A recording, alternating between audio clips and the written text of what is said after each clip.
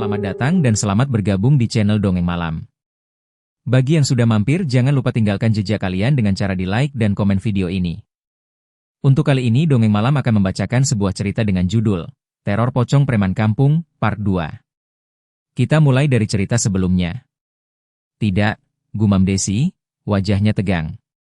Tidak malam ini. Dia cuma menandai. Tapi besok, pasti ada yang mati. Semua terdiam. Ketakutan makin tebal. Tak ada yang tidur malam itu. Pagi harinya, mereka sepakat untuk mencari puing-puing rumah lama Desi yang pernah terbakar, berharap bisa menemukan kitab peninggalan ibunya. Rumah itu berada di pinggir hutan kecil. Tak ada yang berani mendekat sejak kejadian kebakaran 3 tahun lalu. Warga bilang, suara tangisan masih sering terdengar dari sana. Mereka tiba sekitar jam 10 pagi. Rumah tinggal itu tinggal puing hitam dan sisa-sisa kayu lapuk. Namun pondasinya masih tampak utuh. Kitab itu harusnya disimpan di dalam kotak kayu di bawah altar kecil. Kalau kotaknya nggak terbakar, kita bisa dapatkannya, kata Desi. Sehat dan Dimas mulai menggali di sisi bekas ruang tengah. Tak lama, Sehat berteriak. Ini. Aku nemu kotak. Mereka membersihkannya. Kotak kayu itu gosong sebagian, tapi utuh. Desi membukanya dengan tangan gemetar. Di dalamnya, kitab tua dengan halaman kuning kecoklatan, penuh tulisan Jawa kuno dan simbol-simbol aneh. Desi tersenyum lega. Tuhan, ini dia. Tiba-tiba, suara tawa lirih terdengar dari balik pepohonan. Semua langsung menoleh. Dari kejauhan, tampak sosok putih melompat perlahan, tubuhnya kaku, kepalanya miring, mata merah menyala, memandang mereka dengan kebencian tak terbendung. Dimas berteriak, ambil kitabnya. Kita lari. Mereka semua kabur, berlari meninggalkan lokasi, sementara tawa pocong menggema di hutan. Apip tahu. Mereka menemukan sesuatu yang bisa menghentikannya. Dan itu membuatnya semakin buas. Sore itu, langit Karangjati menggantung berat. Awan gelap menggulung seperti lautan tinta, dan udara menjadi gerah seperti menjelang badai. Angin berhenti. Burung-burung tak terdengar. Suasana desa terasa mati. Kelima orang yang tersisa, Farhan, Eza, Desi, Dilla, dan Dimas, berkumpul kembali di balai desa, menatap kitab tua yang kini terhampar di atas meja kayu. Halaman demi halaman dipenuhi tulisan aksara Jawa kuno, gambar-gambar segel, mantra pelindung, dan pengurungan arwah gentayangan. Desi menyusuri halaman dengan jari gemetar. Ada satu ritual, katanya pelan. Ritual pemanggilan sekaligus penyegelan. Tapi harus dilakukan di tempat kematian terakhir korban. Kita harus mengurung Apip di ruang antara dunia, semacam sangkar gaib. Kita bisa lakukan itu sekarang, kan? Tanya Eza, suara berat dan penuh tekanan. Desi menggeleng pelan. Belum. Kita butuh media pengikat. Satu benda yang masih terhubung dengan arwah Apip secara emosional. Sesuatu yang sangat berarti baginya saat hidup. Farhan menatap langit. Apip nggak punya keluarga. Nggak ada siapapun yang peduli padanya waktu dia hidup. Bahkan rumahnya pun udah hancur. Kita mau cari di mana benda begitu? Dilla mengangkat tangan pelan. Aku tahu satu. Semua menoleh padanya. Apip pernah jatuh cinta. Diam-diam. Sama seorang wanita di desa ini. Dia nggak pernah berani ngomong. Tapi aku tahu. Waktu itu aku kecil, dan dia sering kirim bunga lewat anak-anak kecil ke perempuan itu. Siapa perempuan itu? Tanya Dimas. Ibuku. Desi dan Eza menatap Dilla dengan kaget. Farhan bersandar ke kursi, wajahnya tak percaya. Serius? Dilla mengangguk. Ibuku nggak pernah membalas. Tapi aku tahu Apip masih menyimpan kalung tua milik ibuku. Kalung itu hilang setelah suatu malam Apip masuk rumah kami lewat jendela. Ibuku nggak pernah ngomong, tapi aku tahu dia yang ambil. Kalung itu, perak tua berbentuk bulan sabit. Desi langsung menyambar. Itu dia. Itu bisa jadi pengikat. Kalau kita bisa ambil kalung itu, kita bisa mulai ritual. Tapi, kalung itu pasti ada di kuburan dia, kata Dimas pelan. Kalau belum hancur terbakar, tambah Farhan. Mereka semua saling bertatapan. Waktu mereka makin sedikit. Apip sudah membunuh 2 orang. 3 jika menghitung pembunuhan di masa lalu. Dan setiap hari, dia lebih kuat. Malam itu, mereka kembali ke lokasi bekas kuburan Apip. Tanahnya masih hangus bekas pembakaran. Asap tipis masih mengepul dari celah tanah. Desi menutup matanya, memegang liontin ibunya. Kalau kalung itu masih di sini, aku bisa merasakannya. Ia merapal mantra pelan. Tiba-tiba, tanah tepat di tengah membentuk pola retakan aneh. Cahaya samar keluar dari sela-selanya. Desi menancapkan tongkat kecil ke pusatnya, lalu menggali dengan tangan telanjang. Tiba-tiba, kering. Sesuatu tergesek cangkul Dimas. Ia menariknya perlahan. Itu, sebuah kalung perak. Bulan sabit. Masih utuh, meski hangus sebagian. Ini dia, teriak Dimas. Mereka semua bersorak pelan, hampir tak percaya. Namun, dari kejauhan, terdengar lolongan panjang. Seperti suara binatang, tapi jelas bukan anjing.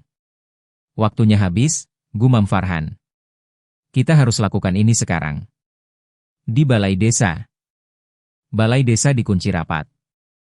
Lilin dinyalakan di keempat penjuru ruangan. Desi membentuk lingkaran garam besar di tengah, lalu menaruh kalung perak di tengah-tengah simbol segel yang ia gambar dengan darah ayam. Kalau ritual ini berhasil, kata Desi dengan suara bergetar, Apip akan muncul di dalam lingkaran. Tapi dia akan mencoba menggoda kita, menakut-nakuti, bahkan menawarkan sesuatu. Jangan percaya. Jangan terpengaruh. Jangan injak garis segelnya. Kalau ada yang keluar, kita semua mati. Semua mengangguk. Dila memegang tangan Desi erat. Desi mulai merapal mantra dengan suara rendah. Semakin lama, suaranya berubah, seperti bergema dari 2 dunia. Nafas angin berubah dingin. Lampu berkedip. Dinding bergetar. Tiba-tiba, dari tengah lingkaran, muncul asap hitam pekat. Suara tawa, muncul lagi. Asap itu berkumpul, membentuk kepala. Lalu bahu. Lalu tubuh. Apip Noval muncul di tengah lingkaran. Pocongnya lebih menyeramkan dari sebelumnya. Matanya merah menyala. Giginya runcing. Kain kafannya robek penuh darah.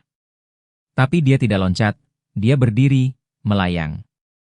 Akhirnya, kalian, panggil aku. Semua bergeming. Kenapa? Kalian begitu ingin mengurungku? Padahal, aku hanya ingin menyelesaikan yang tertunda. Desi menunduk dan terus membaca mantra. Tapi Apip mendekat ke arah Dila, matanya penuh kebencian dan kesedihan. Kau, anak dari dia, yang membuatku berharap. Dila menatapnya dengan berani. Cinta bukan hakmu. Bukan alasan untuk membunuh. Apip menjerit marah. Asap hitam menghantam dinding segel, tapi tak bisa keluar. Tiba-tiba suara lirih terdengar. Suara Eza. Dia bilang aku bisa hidupin istri dan anakku lagi. Farhan menoleh. Apa maksudmu, Za? Eza sudah berdiri di luar lingkaran. Kakinya menapak garis segel. Eza. Jangan, teriak Desi. Tapi terlambat. Begitu Eza menginjak luar garis pelindung, segel pecah. Apip tertawa panjang. Suara tawa membelah malam seperti cambuk iblis. Lingkaran menyala merah, lalu meledak. Farhan dan yang lain terpental. Debu berhamburan. Desi terlempar ke sudut ruangan. Dan Eza. Tubuhnya melayang ke udara. Apip memeluknya erat.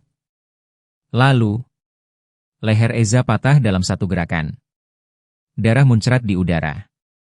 Tubuhnya jatuh ke lantai. Mati seketika. Apip berbisik pelan. 3. Lalu lenyap dalam kabut hitam. Desi menjerit. Dila menangis memeluk tubuh Eza. Dimas meninju lantai sambil meraung. Farhan menatap langit malam dari jendela retak, wajahnya penuh debu dan darah, matanya kosong. Kita tinggal berempat. Desi terduduk lemas, tubuhnya gemetar hebat, napas tersengal-sengal. Matanya merah, menahan air mata yang hampir tumpah. Dilla merangkulnya erat, sementara Farhan dan Dimas saling bertukar pandang, wajah keduanya dipenuhi keputusasaan dan kemarahan. "Apip, dia bukan cuma setan biasa," desis Farhan sambil menyeka keringat dingin dari dahinya. "Dia tahu cara masuk ke hati kita. Dia bisa menggoda, menipu." Dimas menepuk meja dengan kasar. "Kita nggak boleh kalah sama dia. Kita harus cari cara lain. Ini bukan cuma soal ritual atau kitab." Dilla mengangguk pelan. "Tapi kalau terus begini, satu persatu kita bakal mati." Suasana hening sesaat, kemudian Desi bangkit perlahan. Matanya kini menyala penuh tekad. "Aku punya ide. Mungkin ini gila, tapi kita harus coba. Kita harus buat jebakan." Farhan menatapnya heran. "Jebakan? Maksudmu?" Desi menarik napas panjang. "Kitab ibuku ada ritual khusus. Kita bisa buat semacam perangkap roh di dalam rumah. Tapi kita harus mengorbankan sesuatu yang berharga. Sesuatu yang bisa mengikat roh Apip supaya dia tidak bisa bergerak." Dimas mengernyit. "Apa yang harus dikorbankan?" Desi menunduk, suaranya hampir tak terdengar. "Nyawa seseorang yang rela menyerahkan diri atau benda yang sangat terkait dengan jiwa kita." Farhan menatap satu persatu mereka. "Kita nggak bisa terus menunggu ajal datang begitu saja. Kalau perlu, aku siap." Dilla segera memotong. "Pak Farhan, jangan bilang begitu. Kita harus cari jalan lain dulu. Eza sudah pergi, Mahuri sudah pergi, Ko Aseng juga. Kalau kita kehilangan salah satu dari kita, itu berarti kita semakin kecil kemungkinannya untuk selamat." Tiba-tiba suara dentuman keras terdengar dari luar balai desa. Semua menoleh ke arah pintu dengan napas tertahan. Pintu itu bergetar hebat. Dimas mengambil golok dan berjalan pelan ke pintu. "Siapa di luar sana? Tunjukkan diri." Tidak ada jawaban, hanya suara tawa serak dan aneh yang bergema dari balik pintu. Suara itu berkata pelan, tapi jelas. "Satu lagi. Akan aku ambil." Pintu terhempas terbuka sendiri. Angin dingin langsung masuk, membekukan udara di dalam ruangan. Sosok pocong dengan mata merah menyala berdiri di ambang pintu. Kain kafannya berkibar seperti ombak hitam. Farhan mengangkat goloknya, siap bertarung. Dilla memeluk Desi erat. Dimas mengerang kesakitan, menggenggam dada, matanya mulai merah. "Pocong? Apip?" teriak Farhan. "Kami nggak akan biarkan kamu terus membunuh."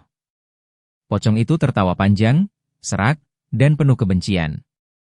Ia melompat ke arah mereka dengan kecepatan mengerikan. Pertarungan hidup dan mati dimulai. Sosok pocong itu melesat dengan kecepatan yang mustahil, seperti bayangan hitam yang melayang tanpa menyentuh lantai. Farhan mengayunkan goloknya dengan keras, tapi Apip menghindar dengan mudah, gerakannya seperti kabut yang menari di angin malam. Dimas mencoba menyerang dari samping, tapi dadanya yang sakit membuatnya terhuyung dan terjatuh. Matanya yang mulai merah itu menatap Apip dengan tatapan penuh amarah dan keputusasaan. Desi dan Dilla berpegangan erat, berusaha menenangkan diri. Tapi jantung mereka berdegup sekeras genderang perang. Pocong itu berputar, menebar hawa dingin yang membuat bulu kuduk berdiri. "Tiap kali kau menginjak garis segel, kau melemah," teriak Desi sambil merapal mantra dari kitab kuno. "Jangan keluar dari lingkaran. Jangan biarkan dia memancingmu." Farhan mengangguk, mengatur napas sambil menahan serangan-serangan Apip yang semakin ganas. Kain kafan pocong itu berkibar liar seperti ombak hitam yang tak henti menyapu. Tiba-tiba Apip menjerit, suaranya melengking seperti tengkorak pecah. Dengan satu lompatan, ia mencoba merobohkan lingkaran segel. Debu beterbangan, lampu lilin hampir padam tertiup angin gaib. Dilla menjerit, "Pak Farhan, cepat!" Farhan mengayunkan golok tajam tepat ke dada pocong. Namun, pukulannya menembus kabut hitam dan hanya mengenai udara kosong. Apip tertawa kembali, penuh dendam dan kekuatan tak terhingga. Di saat yang sama, Desi menutup mata, mengerahkan semua kekuatan doa dan mantra. Suara gemuruh dan bisikan memenuhi ruangan. "Dengan izin leluhur, aku perintahkan rohmu terkurung." Desi teriak, melemparkan garam dan serbuk khusus ke arah pocong. Seketika, pocong itu tersentak, matanya membelalak ketakutan. Kain kafannya mulai terbakar api biru yang tak biasa. Namun, dengan tenaga terakhirnya, Apip melesat ke arah Dimas yang masih tergeletak, menarik tubuhnya ke kegelapan. Dilla dan Farhan berteriak putus asa, sementara Desi menggenggam erat kalung perak bulan sabit. Ini belum berakhir, bisik Desi, pertarungan kita baru dimulai. Pocong itu menghilang bersama tubuh Dimas ke dalam kabut gelap yang tiba-tiba menyelimuti ruangan. Suara jeritan Dimas pecah seiring bayangan hitam itu menghilang bak tertelan kegelapan malam. Dilla terisak, memegang tangan kosong Farhan yang gemetar, sementara Desi terpaku dengan mata terbelalak, masih menggenggam kalung perak bulan sabit dengan segenap kekuatan yang tersisa. Dimas, Desi berbisik lirih, air matanya mengalir tanpa bisa ditahan. Farhan mengepalkan tinju, suaranya penuh amarah dan tekad. Kita harus keluarkan dia dari sana. Kita tidak boleh kehilangan satu lagi. Tiba-tiba, ruangan terasa lebih dingin, hawa mistis yang pekat menekan dada mereka, seperti ada yang mengawasi dari balik bayangan. Desi menarik napas dalam, membuka kitab tua di tangannya dan mulai membaca mantra perlindungan dengan suara bergetar namun tegas. Roh Apip, dengarkan. Aku, Desi Rismawati, dengan kekuatan leluhur dan benda peninggalan ibu, memanggil dan mengikatmu. Aku tak akan biarkan kau terus meneror kami. Asap hitam perlahan muncul dari lantai, berkumpul menjadi bayangan setengah samar, tapi kali ini tak seganas sebelumnya. Jangan. Aku hanya ingin balas dendam, keadilan. Suara Apip bergema seperti suara jauh yang patah-patah. Balas dendammu harus berhenti di sini. Desi menegaskan. Kau tak akan kuizinkan membawa lebih banyak nyawa. Angin dingin menyapu, cahaya lilin bergoyang hebat. Perlahan asap hitam itu mulai terseret ke dalam lingkaran garam dan simbol-simbol suci, terperangkap dalam perangkap roh yang telah mereka buat. Dengan jeritan terakhir yang menyayat hati, bayangan pocong itu menghilang dalam kobaran api biru yang menghanguskan semua aura gelap di sekitar. Mereka kelelahan, terengah-engah di tengah ruangan yang kini sunyi. Farhan berdiri, menatap teman-temannya satu persatu. Kita masih hidup, tapi jangan lengah. Ini belum selesai. Dilla menggenggam tangan Desi, kita berjuang bersama. Demi Dimas, demi yang lain. Desi menutup kitab dengan lembut, air matanya mengalir tetapi hatinya kuat. Ini baru permulaan dan kita harus siap. Malam itu, desa Karangjati untuk sesaat terasa tenang. Tapi di kejauhan, suara tawa kecil yang serak masih berbisik, menunggu saat untuk kembali. Api biru perlahan meredup, meninggalkan aroma hangus yang menusuk hidung. Debu dan asap memenuhi ruangan, menyelimuti tubuh Farhan, Dilla, dan Desi yang kelelahan. Tubuh mereka terasa lemah, seolah seluruh energi telah terkuras habis dalam pertarungan itu. Farhan terduduk di kursi kayu usang, matanya menatap kosong ke arah langit-langit yang gelap. Ia merasa berat, tidak hanya karena lelah, tapi juga karena rasa kehilangan yang mendalam. Dimas, teman mereka yang terakhir, telah hilang, entah di mana, mungkin terperangkap di dunia lain yang tak terlihat. Dilla menyeka air mata yang tak henti jatuh. Aku tidak percaya ini sudah berakhir. Tapi aku takut, kalau roh Apip masih tersisa di luar sana, menunggu kesempatan kembali. Bagaimana caranya? Tanya Farhan. Kita sudah kehilangan banyak orang. Apa benar semua ini akan berhenti? Desi menatap mereka dengan tegas. Kalau kita lengah, Apip akan kembali. Dan kali ini, bukan hanya kami yang akan jadi korban, desa ini akan hancur. Mereka bertiga bangkit, bertekad untuk menjaga desa yang telah mereka cintai dari bayang-bayang kegelapan. Hari-hari berlalu, dan keseharian di desa Karangjati kembali berjalan normal. Namun, di balik tawa dan canda warga, tetap ada rasa was-was yang menghantui. Farhan, Dilla, dan Desi bekerja sama menjaga segel di balai desa, merawat kitab tua, dan menjaga warisan leluhur yang menjaga desa dari kegelapan. Mereka mendirikan sebuah tempat kecil di balai desa, tempat melakukan ritual rutin setiap bulan purnama agar segel tetap kuat. Suatu malam, saat mereka berkumpul melakukan ritual, Desi menatap keluar jendela dan melihat bayangan samar di kejauhan. Bayangan itu melambai pelan. Apip, atau sesuatu yang menyerupainya. Desi menghela napas panjang. Ini tidak pernah benar-benar berakhir. Farhan menatapnya dengan mata penuh tekad. Kita siap. Dilla mengangguk mantap. Dan cerita selesai di sini. Terima kasih sudah mengikuti cerita sampai akhir. Untuk cerita dengan judul Teror Pocong Preman Kampung berakhir di sini. Akan banyak lagi cerita-cerita menarik yang akan dibawakan Dongeng Malam. Jadi silahkan di-subscribe channel ini agar tidak tertinggal cerita-cerita menarik dari video berikutnya. Dan jika kalian suka dengan cerita-cerita seperti ini, silahkan di-share video ini agar channel ini bisa lebih berkembang lagi.